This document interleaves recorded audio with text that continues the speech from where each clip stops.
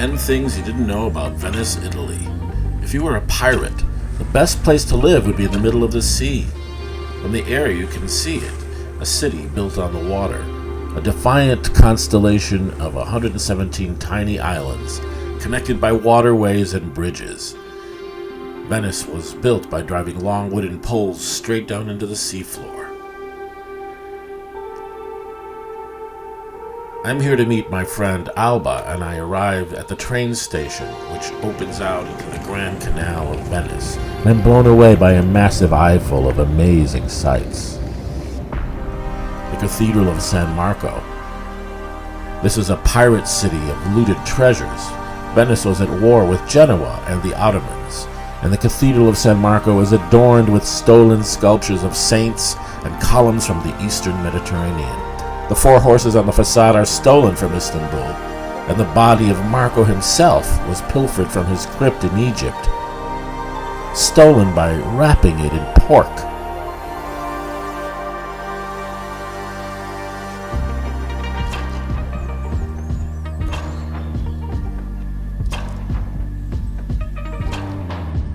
A city on the water is a city of fast getaways, a mashup of architecture from classical times, Islamic opulence, and mercantile baroque. A combination of styles nicked from lands far and near.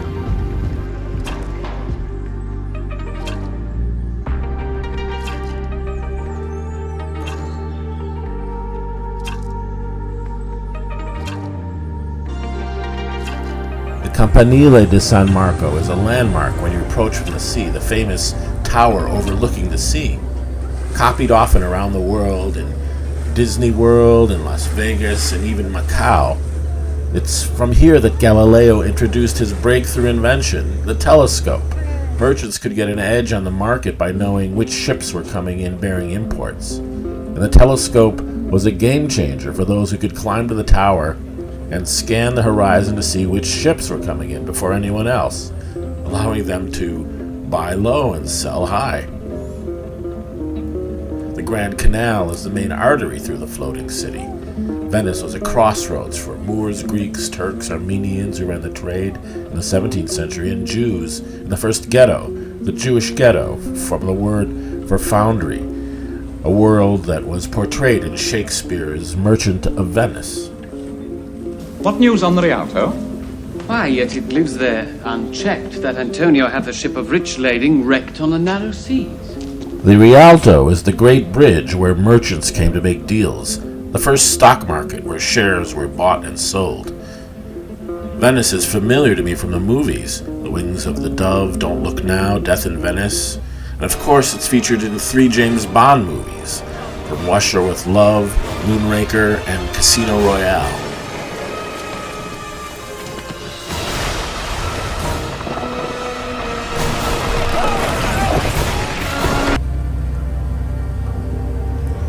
You have to admire the audacity of people who would build palaces of stone in the middle of the water, creating a natural moat, protection during the centuries of wars that were waged in the competition for trade in the Mediterranean.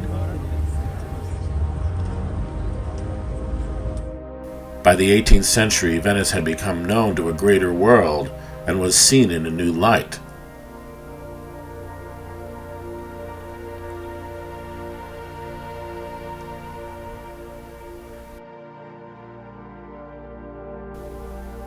Venice became considered the most elegant city in Europe, influencing art, architecture, and literature.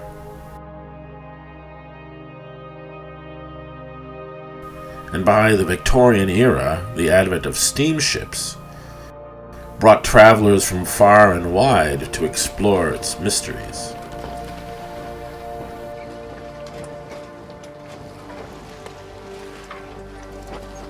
Nowadays, it's still an international cultural center, and it hosts the Biennale, a festival of all the arts, including a film festival and the Biennale of Architecture.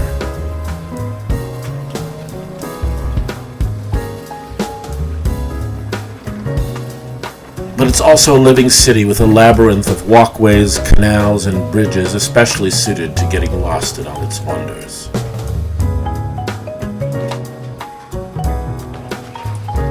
The famous gondolas have been a mode of transportation in Venice for 1,000 years. They're black because of an ordinance that was passed in the 17th century to stop the competition for decoration among the wealthy families. What's this obsession with dials? Clockwork was the high tech of the day, so if you were in the know, you could tell time, or whether the moon was in the 7th house and Jupiter aligned with Mars. Yeah, it's the 21st century. I'm glad I checked.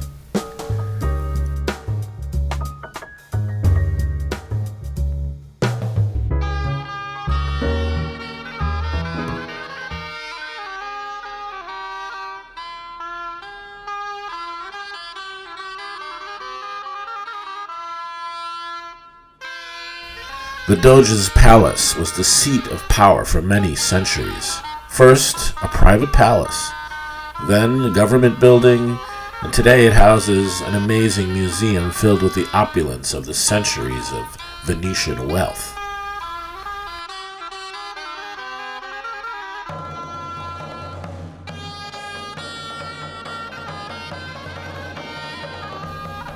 There is a vast library containing the wisdom of its age, important things that you'd want to know, like the health and care of horses.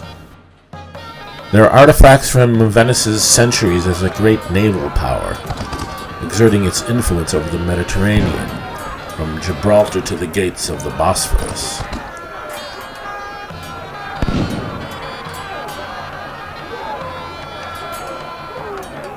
And everywhere you look, there is the winged lion, the symbol of St. Mark the Evangelist, who is the founder of the Church of Alexandria, and Venice fought battles of conquest in his name against all the rivals vowing for control of the Mediterranean.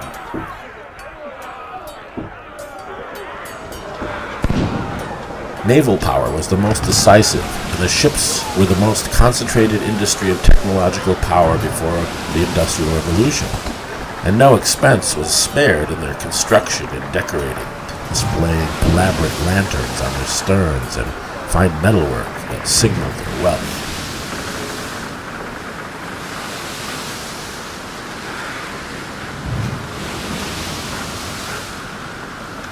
Resources were devoted to navigation and cartography, and little by little the world was charted. They had many rivals, Byzantium, Pisa, Genoa, Constantinople, until they were finally beaten by Napoleon in 1797.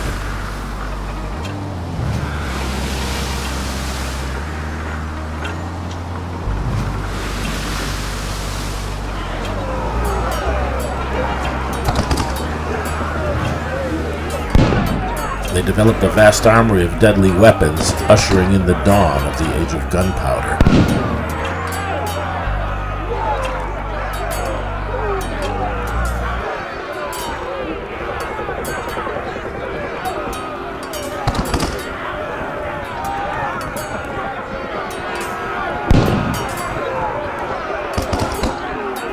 It was a mix of cultures, including contemporaries like the Moors and local predecessors like ancient Rome.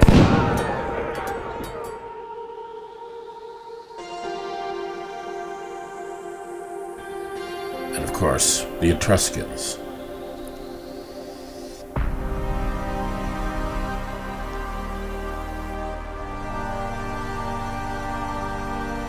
I think this was the Etruscan method for checking for ticks.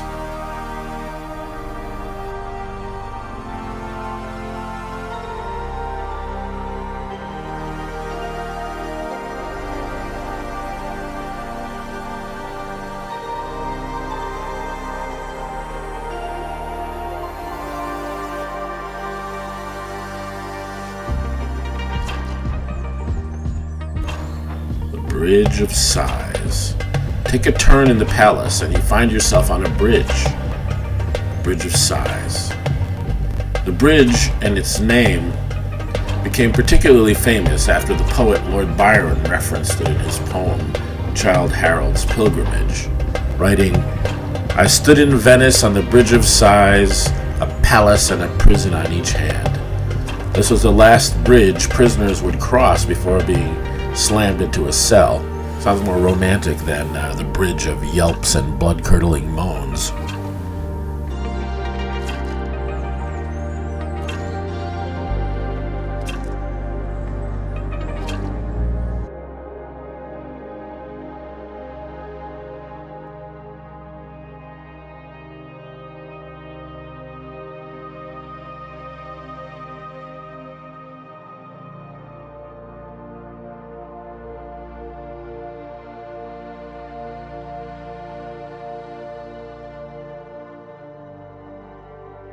Perhaps the spirits of the dead prisoners come out after dark. Nightfall in Venice is strange and evocative, and the tradition of masked ball on Shrove Tuesday involved beautiful and fantastical disguises that the revelers of centuries past would use to protect their identities while engaging in anonymous pleasurable activities that disappear under darkness of night. A last chance to sin before confession and Lent. All these stories are long swept away in the maze of canals that disappear into the Mediterranean. Ciao Venezia.